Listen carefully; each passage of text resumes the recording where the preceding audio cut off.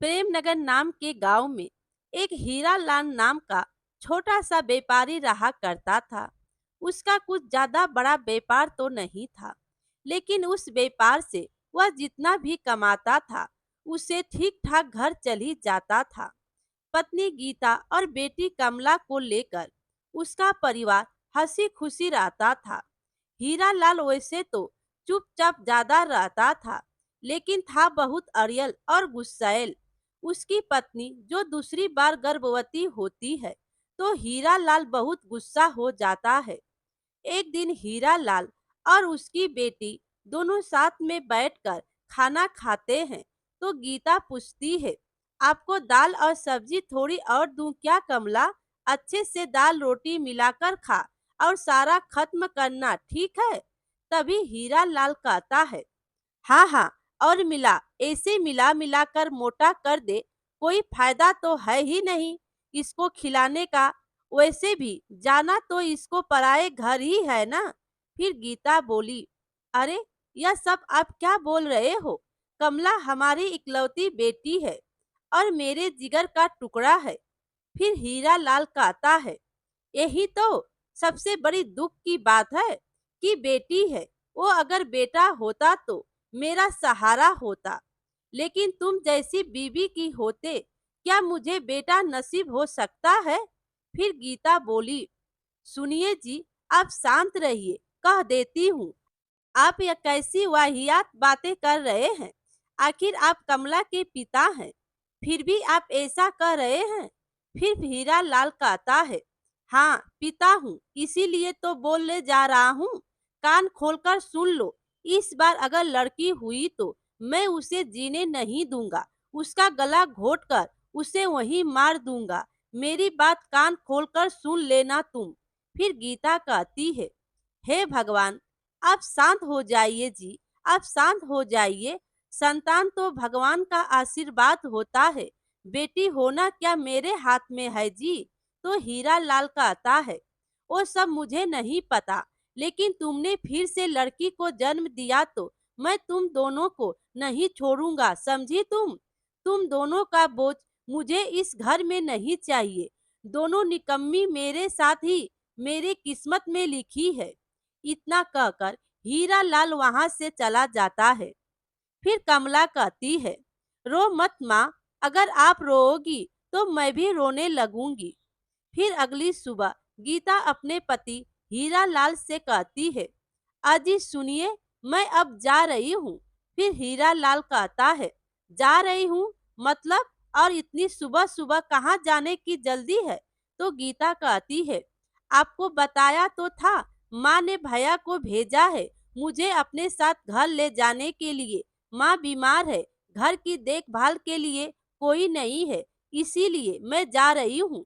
तो हीरा लाल कहता है, ओ अच्छा अच्छा, कहा था तुमने, ठीक है, जाओ, लेकिन मेरी बात को अच्छे से याद रखना, इस बार लड़का होना चाहिए। लड़की हुई तो अपना मुंह मत दिखाना मुझे, ठीक है?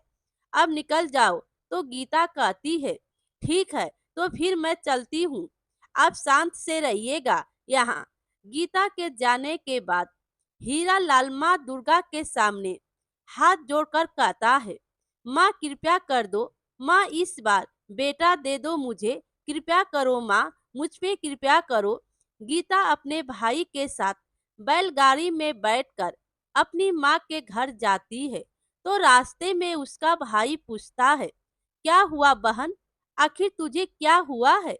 तू इतने दिनों बाद मायके जा रही है, फिर भी उदास होकर क्यों बैठी है? बता तो क्या बात है? तो गीता कहती है, कुछ नहीं भैया, कोई बात नहीं है, मैं तो खुश हूँ, आप तो बेकार में यह सब सोच रहे हैं। तभी कमला कहती है, नहीं मामा जी, माँ झूठ बोल रही है, पिताजी माँ को बहुत डांटते हैं और उस दिन तो हद ही हो गई। तभी गीता बीच में बोलते हुए कहती है, कमला, मैंने तुझे कितनी बार कहा है कि बड़ों के बीच में नहीं बोलते, तुझे समझ नहीं आता क्या? तभी उसका भाई बोलता है, नहीं बहन, उसे क्यों डांट रही हो? वह तो बच्ची है, उसने जो देखा वही तो कहा है। वैसे भी बच्चे भगवान का रूप होते हैं, बच्चे कभी झूठ नहीं बोलते। अच्छा बहन, बताना क्या हुआ है, मुझे साफ साफ सब बता दो। तो गीता कहती है, अरे कोई बात नहीं है भैया, आप सच मानिए, मैं खुश हूँ, कुछ नहीं हुआ, यह तो ऐसे ही बकवास कर रही है। फिर उसका भाई कहता है, नहीं नहीं नहीं, तू मेरी छोटी बहन है, मैंने तुझे अपनी गोद में खिलाया है, तेरा चेहरा देखकर ही मैं बता सकता हूँ कि तू परेशान है या खुश है। बताना बहन, आखिर क्या बात है जो तू इतनी दुखी है। फिर गीता बोली, भैया आप भगवान से मेरे लिए प्रार्थना कीजिए कि इस बार वह मुझे बेटा ही दे, वरना अनर्थ हो जाएगा।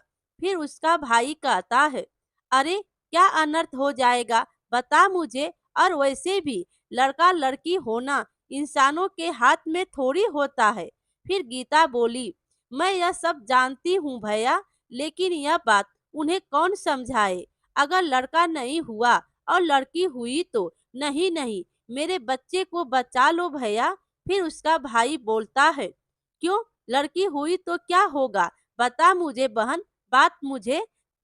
गीता रमेश को सब कुछ बता देती है। और फिर कुछ दिनों बाद उसके पति के घर एक साधु बाबा आता है और वह कहता है, बेटा कुछ भीख दे दो, बेटा कुछ भिक्षा दे दो मुझे। फिर हीरा लाल बाहर आता है और कहता है, क्या चाहिए तुम्हें, मंदिर की बजाय इधर उधर क्या करने चले आए हो तुम। फिर वह साधु बाबा कहते हैं, मैं तो एक गरीब सन्यासी हूँ बेटा, बहुत दिनों से भोजन की तलाश में घूम रहा हूँ, अभी तक भोजन नहीं किया है, तुम्हारा भला हो जाएगा बेटा, मुझे कुछ खाने को दे दो। फिर हीरा लाल कहता है, सुनो बाबा, मुझे माफ करो, मेरे पास कुछ भी नहीं है, वैसे भी मेरी पत्नी यहाँ से चली गई है, मेरे लिए खुद खाना पकाना मुश्किल हो रहा है। फिर साधु बाबा कहते हैं, यह क्या कर रहे हो तुम, तुम्हारी पत्नी तुम्हें छोड़कर चली गई, लेकिन क्यों बेटा। तो हीरा लाल कहता है, अरे अरे, आप यह ऐसे कैसे बोल रहे हो, मेरी पत्नी मुझे छोड़कर नहीं गई है, वह गर्भवती है, इसीलिए अपने मायके गई हुई। ठीक है, अब मुझे पूजा करने जाना है, मुझे जाने दो। फिर साधु बाबा कहते हैं, अच्छा, तुम्हारी पत्नी गर्भवती है, इसीलिए मैं तुम्हारे घर में शुभ लक्षण देख पा रहा हूँ बेटा, माता लक्ष्मी की जय हो। फिर हीरा लाल कहता है, क्या क्या शुभ लक्षण देख पा रहे हैं, मतलब साधु बाबा जरा खुलकर बताइए, मैं कुछ समझा नहीं आपकी बात, मुझे कुछ समझ नहीं आ रहा है। फिर साधु बाबा कहते हैं, सब समझ में आएगा बेटा, सब समझ में, बताता हूँ, उनका जन्म होने दो, सब समझ में आ जाएगा, तुम्हारे घर में माता लक्ष्मी जन्म लेने वाली हैं। फिर हीरा लाल कहता है, साधु बाबा आप सच बोल रहे हैं, क्या माता लक्ष्मी मेरे घर में जन्म लेने वाली हैं, क्या माता लक्ष्मी सच में मेरे घर में जन्म लेने वाली हैं। फिर साधु बाबा कहते हैं, हाँ बेटा, तुम्हारे दिन बदलने वाले हैं, जो जन्म लेने वाली हैं वही तुम्हारा सौभाग्य बदल देंगी बेटा। फिर हीरा लाल कहता है, सच में बाबा, यह तो चमत्कार है बाबा, माता लक्ष्मी की जय हो। फिर साधु बाबा कहते हैं, याद रखना बेटा, तू हमेशा उसको संभाल कर रखना, अगर कभी भी उसकी आंखों में आंसू आए तो तुम्हारे लिए यह विपत्ति के लक्षण हो जाएंगे। अगर तुम उसको संभाल कर रखोगे तो तुम्हारे पास कभी भी धन और संपत्ति की कोई कमी नहीं होगी, लेकिन ध्यान रखना, उसकी आंखों में आंसू मत आने देना, तुम्हारा हमेशा भला होगा। तो हीरा लाल कहता है, आप धन्य हैं बाबा, साधु बाबा, मुझे सेवा करने का बस एक मौका दीजिए। उस दिन के बाद हीरा लाल के व्यवहार में थोड़ा सा परिवर्तन हुआ। सही समय पर गीता की गोद में एक प्यारी सी बेटी का जन्म हुआ। वह पहले बहुत डर गई थी, लेकिन उसने देखा हीरा लाल अपनी बेटी को बहुत प्यार से अपना लेता है और उस लड़की का नाम लक्ष्मी रख देता है। यह सब देखकर सब लोग बहुत खुश हो जाते हैं। हीरा लाल पहले से बहुत नम्र व्यक्ति बन गया था और उसकी छोटी बेटी लक्ष्मी जैसे कि उसकी आंखों का तारा हो। गीता यह सब देखकर बहुत खुश हो जाती है। फिर ऐसे ही कुछ साल बीत जाते हैं। फिर एक दिन हीरा लाल घर आता है और कहता है, तुम कहाँ हो लक्ष्मी? देखो मैं मेले से क्या लेकर आया हूँ।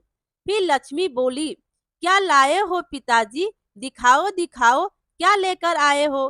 फिर हीरा लाल कहता है, यह रंग बिरंगी चूड़ियाँ और खिलौने, और यह लो ढेर सारी मिठाइयाँ, यह सब तुम दोनों के लिए है।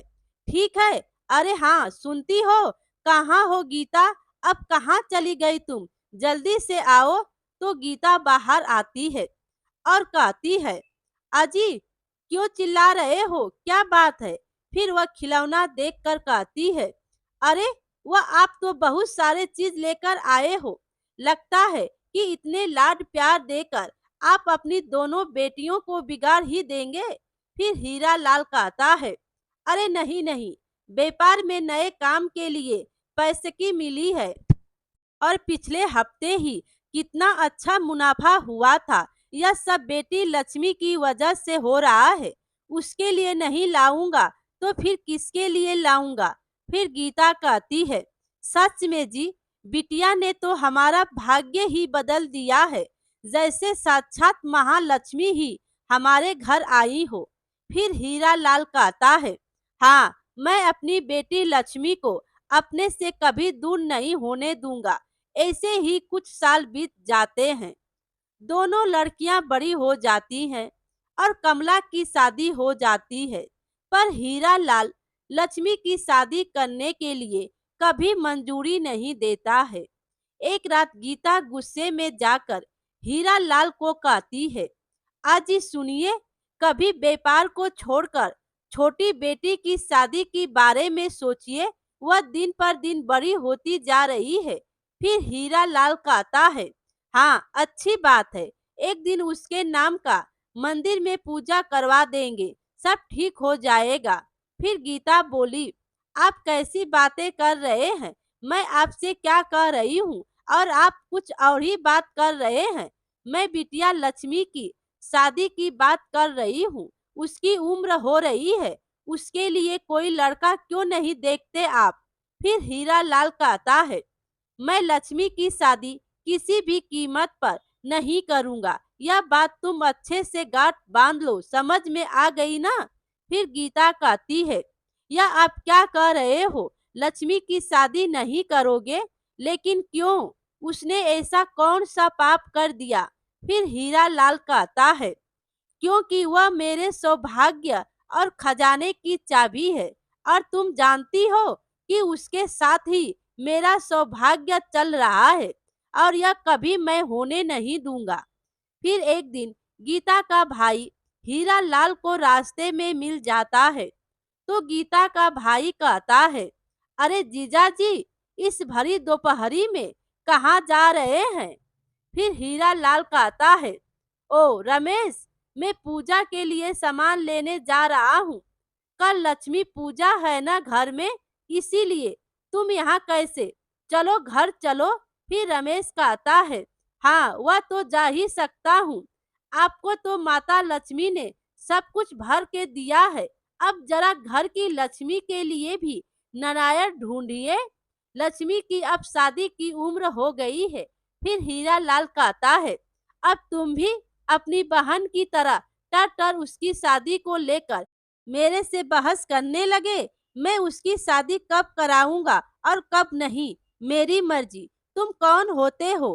फिर रमेश कहता है, हाँ हाँ, साधु बाबा ने तो लक्ष्मी को संभाल के रखने के लिए कहा था, उसे बांध के रखने के लिए नहीं कहा था। उसकी शादी क्यों नहीं करवा रहे तुम? तो हीरा लाल कहता है, यह सब तुम्हें कैसे पता? उस वक्त साधु बाबा और मेरे अलावा वहां पर कोई भी नहीं था। फिर रमेश हंसने लगता है और कहता है, उस दिन दाढ़ी मूछों के पीछे एक इंसान को नहीं पहचान पाए जीजा जी? फिर हीरा लाल कहता है, इसका मतलब तुम ही थे? वह मुझे बेवकूफ बनाया? फिर रमेश कहता है, हाँ हाँ जीजा जी, उस दिन वो सारी बातें मैंने ही आपको कही थी, लेकिन मैं भी क्या करता, मेरी बहन का डरा हुआ चेहरा देखकर मुझसे रहा नहीं गया। फिर हीरा लाल पूछता है, लेकिन यह सब तुम्हें कैसे पता?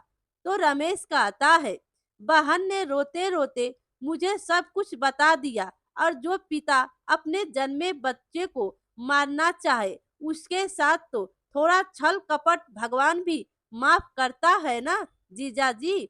फिर हीरा लाल कहता है, तुमने मेरे साथ यह झूठा खेल खेल कर अच्छा नहीं किया, तुम्हारी इतनी हिम्मत। फिर रमेश कहता है, हाँ हाँ, यह झूठा खेल खेलने के लिए आपने विवश किया है, अगर लड़का होता तो कोई मुश्किल नहीं थी जीजा जी।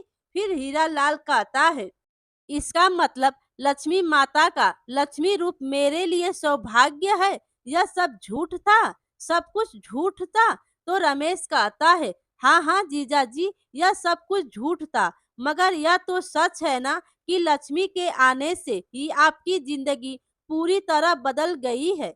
तो हीरा लाल कहता है, तू एकदम चुप हो जा, धोखेबाज, फरेबी मक्कार, तेरी इतनी हिम्मत, तुमने मुझसे झूठ बोला, निकल जा यहाँ से। अब दोबारा इस घर के आसपास भी मत देखना, नहीं तो मैं तेरी हड्डी पसली तोड़ दूंगा।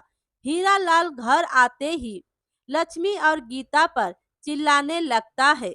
वह उनको बहुत खरी खोटी सुनाता है। यह सब सुनकर लक्ष्मी बहुत दुखी हो जाती है और रोने लगती है और कहती है, यह आपको क्या हुआ है पिताजी? आपने कभी मेरी आंखों में आंसू की एक बूंद तक नहीं आने दी, और आज आप इतना भला बुरा कह रहे हैं। तो हीरा लाल कहता है, हाँ, सुन रहा हूँ, तू मेरे लिए सिर्फ एक झूठ की मूरत है, तुझे सहन कर पा रहा हूँ, यही जिंदगी की सबसे बड़ी भूल है। तुझे तेरी शादी करके मैं बहुत जल्दी ही यहाँ से तुझे दफा करूंगा। कुछ दिन बाद ही हीरा लाल लक्ष्मी की शादी करवा देता है। लक्ष्मी की रोते रोते विदाई हो जाती है, और लक्ष्मी की जाते ही हीरा लाल का सारा जीवन दुख में चला गया। कुछ समय बीतते ही उसे एक के बाद एक व्यापार में नुकसान होने लगता है और पूरा बर्बाद हो जाता है। उसके घर पर लेन देन वाले आते रहते हैं। फिर गीता कहती है, सुनिए जी, अब मेरे पास ही आखिरी सोने के कंगन है, इसे बेचकर अगर आपका कोई कर्ज उतर जाए तो इसे बेच दीजिए। फिर हीरा लाल कहता है, मगर यह तो तुम्हारे पिताजी का दिया हुआ गहना है गीता, इसे मैं कैसे बेच सकता हूँ? तो गीता कहती है, तो क्या हुआ, पिताजी ने दिया है, आपकी इज्जत के सामने तो यह कुछ भी नहीं है, यह तो मेरा कर्तव्य है। और आपकी दोनों बेटियों ने चिट्ठी भेजी है और कहा है कि वह दोनों अपने गहने बेच देगी आपका कर्ज उतारने के लिए। फिर हीरा लाल कहता है, बेटियों ने मेरे लिए अपने जेवर बेचने की सोची, मैं उन्हें हमेशा बोझ समझता रहा, कितना बुरा भला कहा, मैं कितना बुरा पिता हूँ। फिर गीता कहती है, दोनों बेटियां आपसे बहुत प्यार करती है जी, आपको दुखी नहीं देख सकती। फिर हीरा लाल हाथ जोड़कर कहता है, हे भगवान, मुझे माफ कर दो, मैं बहुत बड़ा पापी हूँ, मैंने जिंदगी भर सिर्फ अपने स्वार्थ की ही सोची, मुझे माफ कर दो भगवान, मुझे माफ कर दो, मैं माफी के काबिल भी नहीं हूँ। फिर गीता कहती है, आप शांत हो जाइए जी, शांत हो जाइए, भगवान के लिए आप ऐसा मत बोलिए। तो हीरा लाल कहता है, नहीं नहीं, मुझे बोलने दो गीता, क्योंकि मैं तुम्हें भी बहुत सारी यातनाएं दी है, हमेशा तुम्हें दुख दिया, और अपनी लक्ष्मी बेटी का भी मैंने दिल दुखाया, और कमला को भी कुछ उल्टा सीधा बोलने में कोई कसर नहीं छोड़ी, मैंने अपनी बच्चियों का ख्याल नहीं रख पाया, हे भगवान, मैं कितना पापी हूँ। फिर गीता कहती है, आप चिंता मत कीजिए, सब ठीक हो जाएगा। फिर हीरा लाल कहता है, आज मुझे सब एहसास हो रहा है, जिंदगी में मैंने जो जो गलती की है वह मैं सब सुधार लूंगा। मैं अपनी बेटियों के पास माफी मांगने जा रहा हूँ, मैं अपनी बेटियों से माफी मांग लूंगा। फिर गीता कहती है, आज आपको अपनी गलती का एहसास हो गया है, यही तो आपका प्रायश्चित है। चलिए हम दोनों साथ चलते हैं अपनी बेटियों के पास, सब कुछ ठीक हो जाएगा। वह दोनों आपको देखकर बहुत खुश हो जाएंगी। मेरे प्यारे दोस्तों, कहानी अच्छी लगी हो तो लाइक कीजिए और अपने दोस्तों में भी शेयर कीजिए, और चैनल पर नए हो तो चैनल को सब्सक्राइब कीजिए। Thank you.